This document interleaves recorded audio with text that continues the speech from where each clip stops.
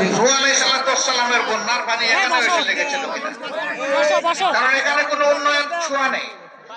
একটা পুরাতন জেলা, তার তো চেহারা এতদিনে পাল্টে যাওয়ার কথা, কিন্তু জেলাটা অবহেলিত হয়ে আছে কেন?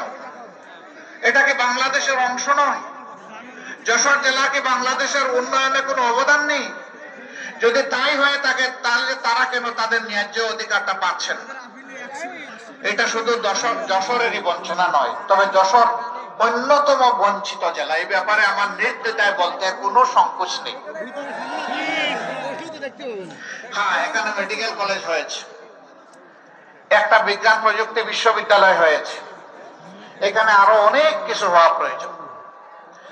এই শহরটাকে কেন্দ্র করে একটা নগর গড়ে ওঠা প্রয়োজন। এটা নাগরিক সমাজের একটা প্রাণ কেন্দ্রে পরিণত হওয়া প্রয়োজন। এত বড় শহর, তার মধ্যে ভালো একটা পার্ক নেই, ভালো কোনো জলাধার নাই, খেলার কোনো উন্নত মানের মাঠও নেই।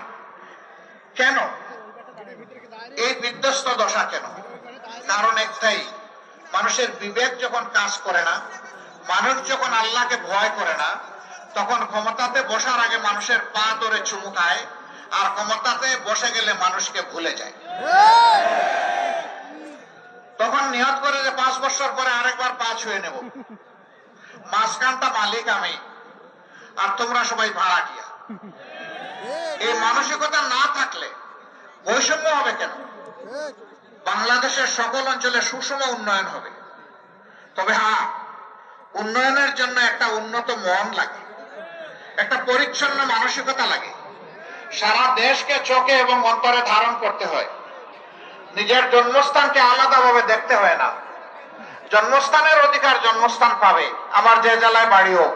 কিন্তু যদি আল্লাহ তাআলা এই দেশ পরিচালনার দায়িত্ব কাউকে দেয়, তাহলে সারা দেশই তার দায়িত্বের আওতাভুক্ত। আল্লাহ তাআলা সারা দেশের প্রতি ইঞ্চি মাটির ব্যাপারে তার কাছে জবাব চাইবেন। তুমি এই মাটির ব্যাপারে যত্নশীল ছিলে কিনা?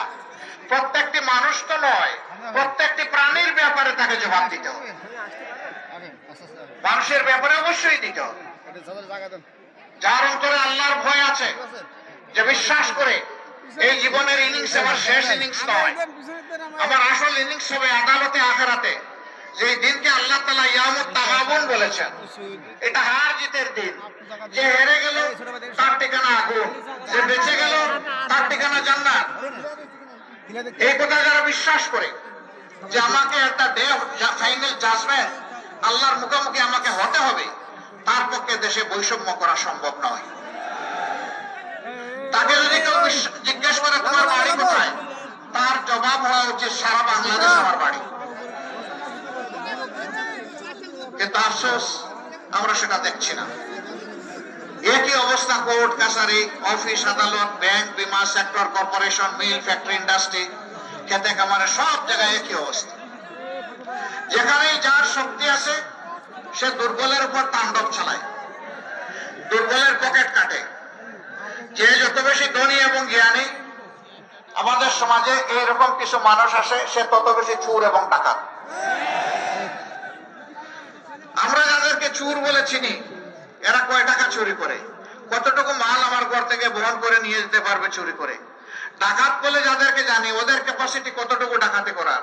কিন্তু রাষ্ট্রের মূল্যবান কলম যাদের হাতে, এক কলমের কোচায় সমস্ত সম্পদ ডাকাতি করা সম্ভব।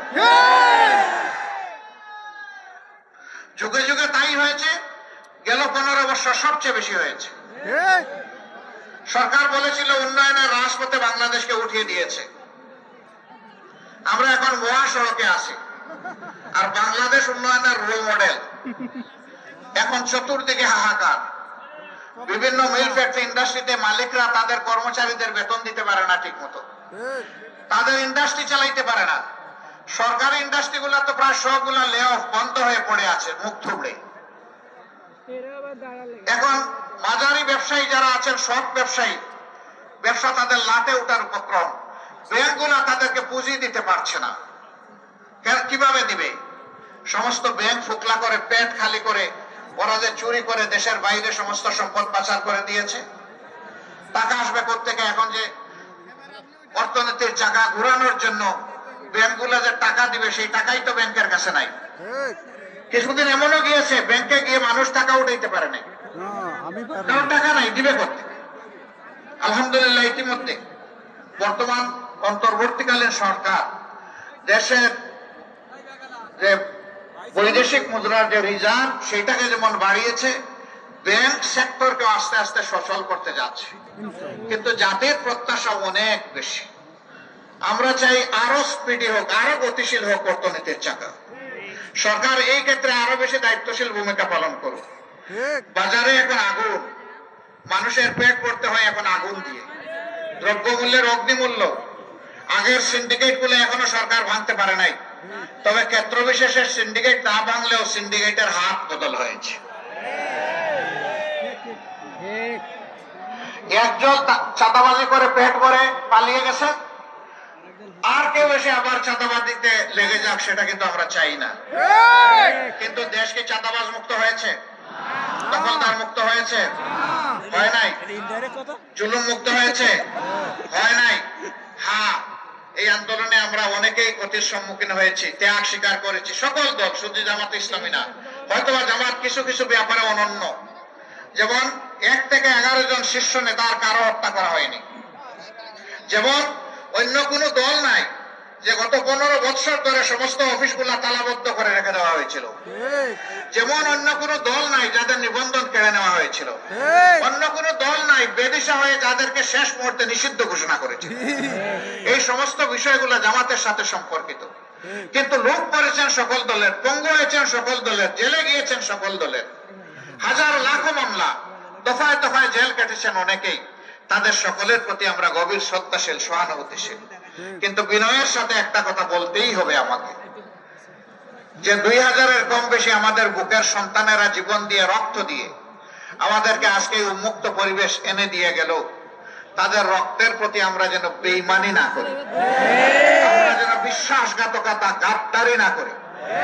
তারা বৈষম্যের বিরুদ্ধে, দুঃশাসনের বিরুদ্ধে, দুর্নীতির বিরুদ্ধে তারা আওয়াজ দিয়েছে। এখন যদি একই কাজ কেউ করে, তাহলে নিঃসন্দেহে তারা ঘৃণিত হবেন এবং নিন্দিত হবেন। আমরা আমাদের সকল সহকর্মীকে অনুরোধ জানাই, এই সমস্ত ঘৃণিত কাজে কেউ হাত বাড়াবেন না, কেউ চাঁদাবাজ হবেন না, কেউ ফুটপাতের দখলদার হবেন না, কেউ বাজার হাটের দখল জোর করে নেবেন না, কেউ জলমহাল, বালিমহাল জোর করে দখল করবেন না।